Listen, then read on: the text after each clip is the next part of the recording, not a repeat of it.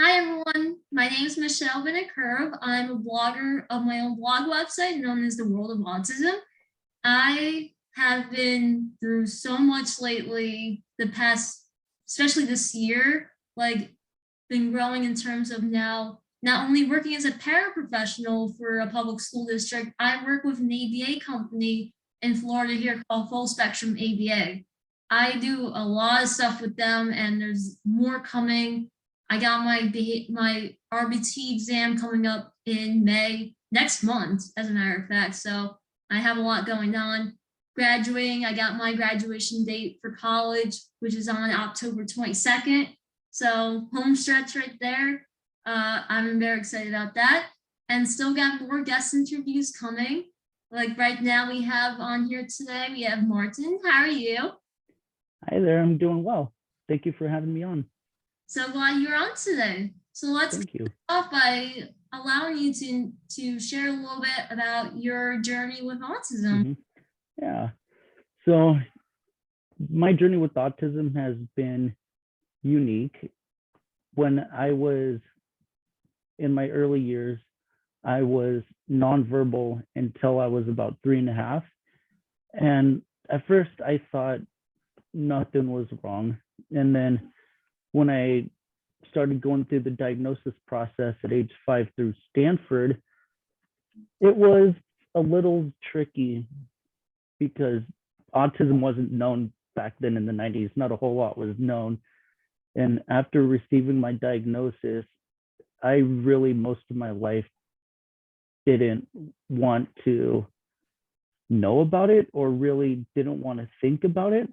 And going through middle or preschool through the early years, it was tough. There was a lot of people that really didn't understand me. Teachers really didn't want to show support or help out. And also there was classmates that really didn't understand me. And so it was definitely a challenge, but as I grow older, I decided, you know what, this is who I am.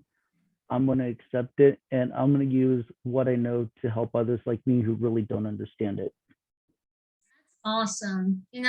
Everybody's story is so different, and sometimes it takes a little bit longer to learn that more of that part of yourself that, that yes, in your earlier years, it was harder for people to understand it. And then as we know, autism does not go away. It is lifelong.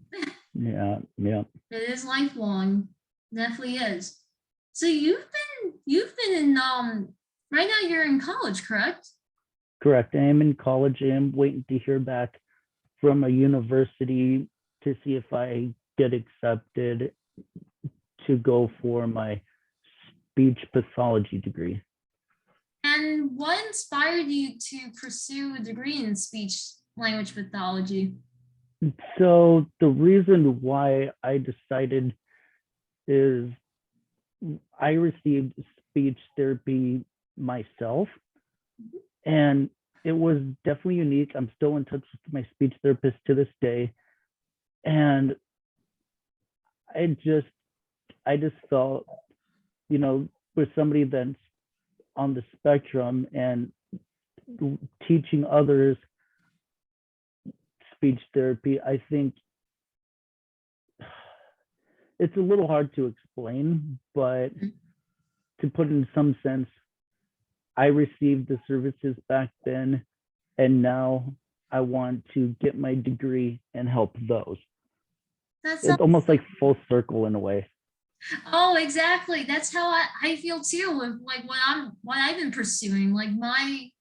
I'm a college student too, as I've mentioned, and with pursuing a degree in psychology, but it's a concentration in ABA.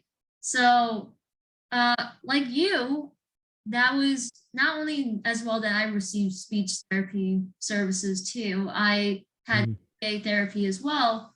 And more of the message is about giving back. And I can tell that's with you, that it is about with giving back, going through a whole full circle, that you were the one that received the therapy. Now you want to be able to give that to to others that are on the spectrum and to kids with disabilities. Yep. That's awesome. That is so cool. And I think that you will do great. I really think Thank you. and even just the courses itself, once you take them, are going to be very interesting. Yep. I kind of got a head start. I didn't get accepted the first time because in a community college, my psychology degree teacher forgot to put the grade in, so it didn't show up on my transcript. And so Oh while I was waiting, no. yeah, Hmm. so while I was waiting for that, I got accepted to Arizona State. So I've been doing online classes and speech therapy to kind of get a little head start. That's awesome. Yeah, I go through you might have heard of from through the commercials. I go through I attend Purdue University Global. Okay, Yeah. awesome. Yeah, my degree as well is it's a fully online program. So I will admit it is online is a little tricky because when you're on top of with work and schooling, it does get a little difficult. But you know what? We got this. We definitely got this. you got that right. You got that Yeah. right. Like with I know me working more than one job plus doing college fully online. Like I'm full time online. Mm-hmm. So it it can be tricky sometimes, but it does depend on the workload, I feel like. Yeah. And also having professors who are supportive and responsive. I think that's really important. Yeah. Definitely. Yeah, those are really important. But I'm so glad for you though that you're pursuing more with speech pathology. I think you're going to do fantastic. Thank you. Absolutely. So now I want to transition to where talking about with you as an author that you Mm-hmm. have a published book. Can you tell more about that? Yep. So I wrote a book. The name of it is Chatterbox: My Life with Autism, a mother and son's perspective. And it took me a while to write the book. There was it took about 7 years, but there were those years of there was writer's block. I had writer's block, and then I battled with self-doubt, like maybe nobody would care to write to read about it. But what makes it unique is you're hearing my side of the story and then my mother's side. And I felt something like that was super important because really the parents' side is really not talked about. And then when you mix both sides of the story, it kind of makes more sense in a way. And it's we had a we just decided it was really important, and we didn't know what we were writing until the day that the book was published. We didn't read any parts of the book. We didn't even know what we're going to talk about. We agreed to the different chapters, but we didn't see each other's writing until the day of the book release. Wow, that's crazy. You Yeah. get a surprise from each other. Wow. Yeah. That's interesting. I've never heard of people doing it like that before, especially like right before publishing, you know, like Mm-hmm. I have heard of like I actually have a book that from what was the book called? It's called Carly's Voice. I don't know if Mm-hmm. you've heard of it. And that's from Carly and her dad's perspective, but I never heard of it where you and for you and your mom that Mm-hmm. that you didn't see each other's writing until like right before the book was published. Yeah. Wow, that's interesting. That is Yeah. really interesting. And what what inspired you to come up with the title that you came up with for the book? That's a funny story. We called it Chatterbox because I like talking a lot. And even for some of the others out there, we love talking a lot. And that was the main reason for it. the cover, the cover was interesting. I don't know if you saw the book cover. So the reason why the cover was a road is because life is like an uncharted road, not knowing where the next turn will lead. Mm.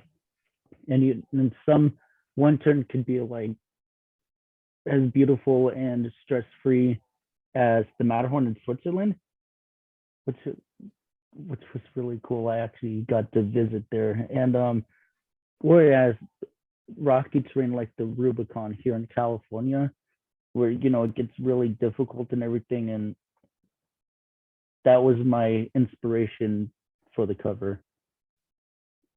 An uncharted road. Yeah, I could I could see that. I could see that. And I also see that relating to a lot of families because they don't know what the future is for their child. Mm-hmm.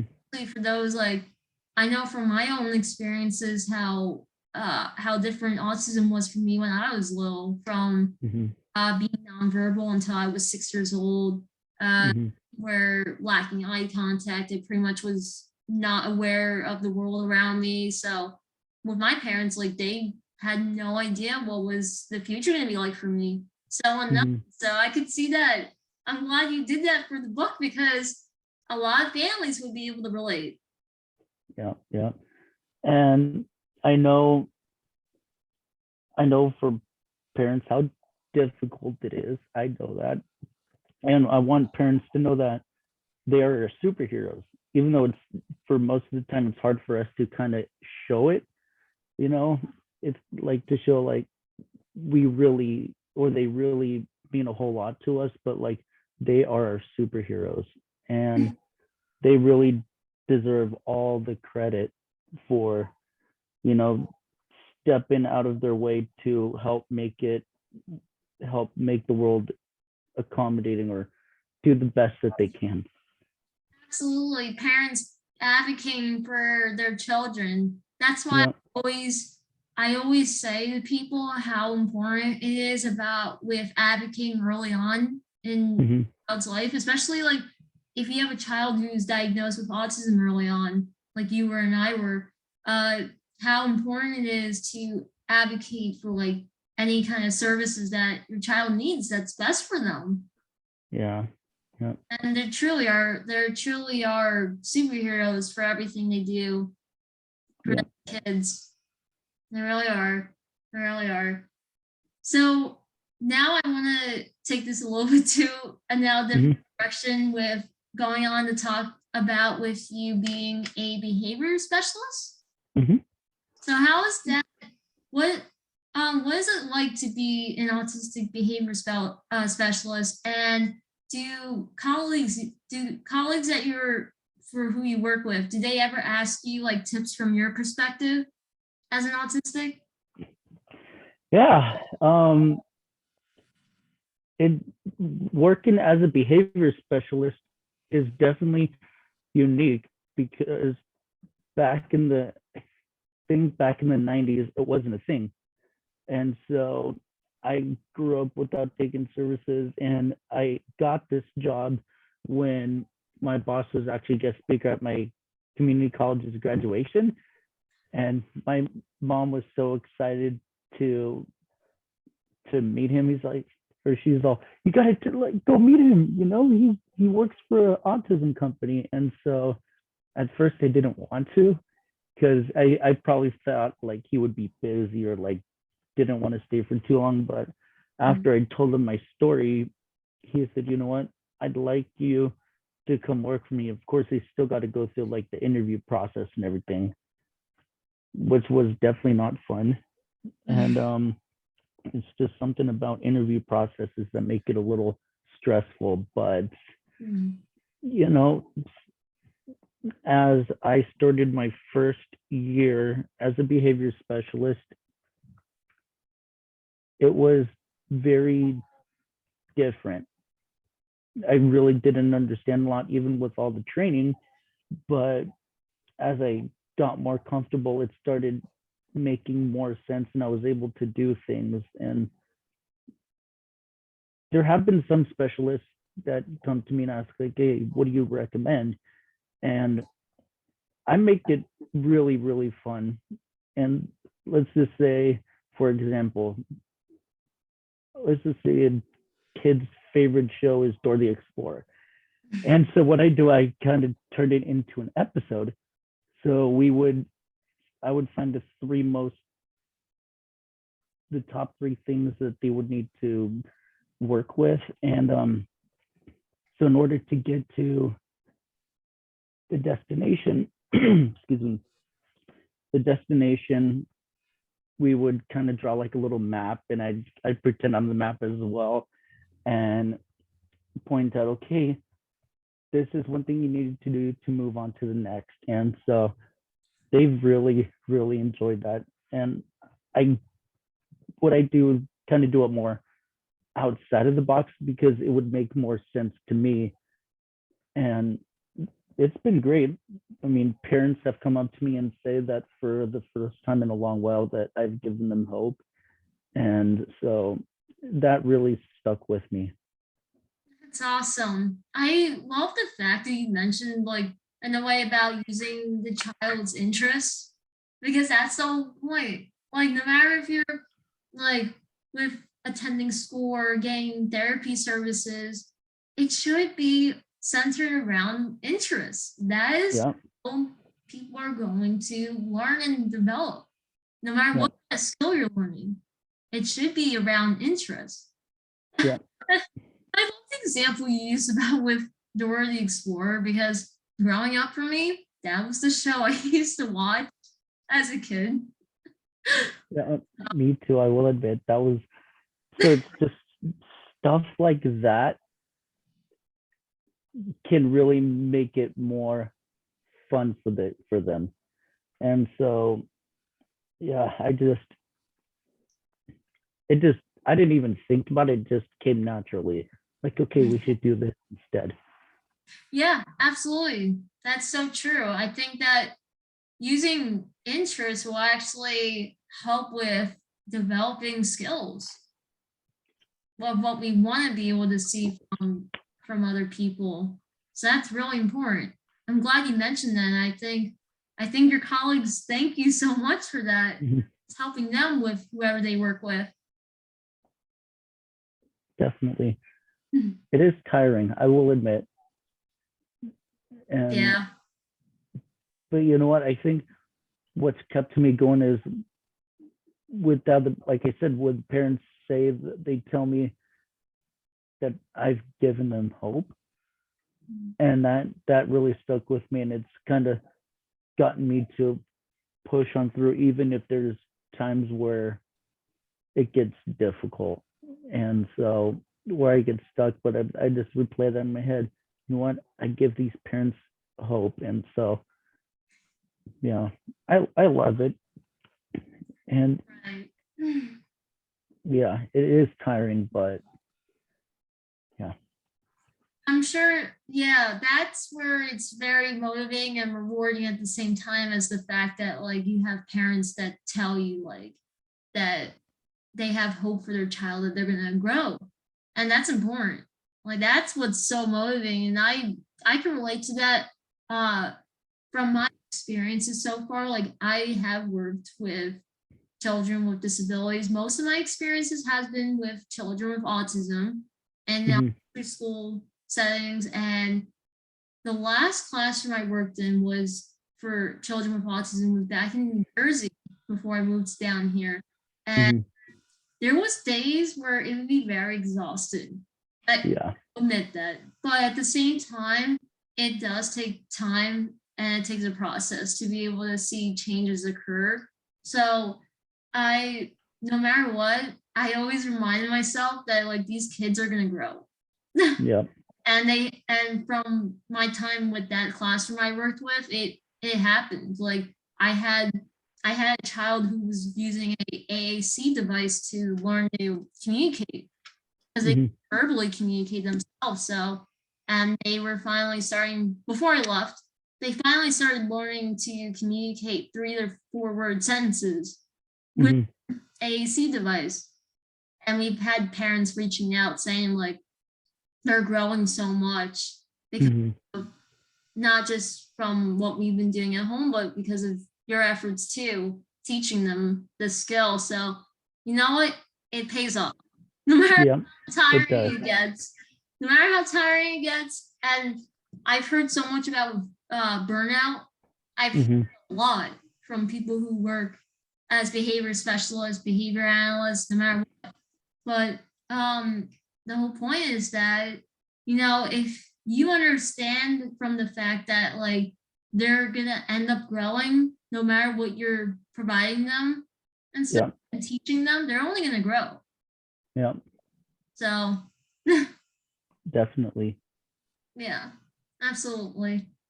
So I actually want to wrap this up with one last question here for you is that Mhm.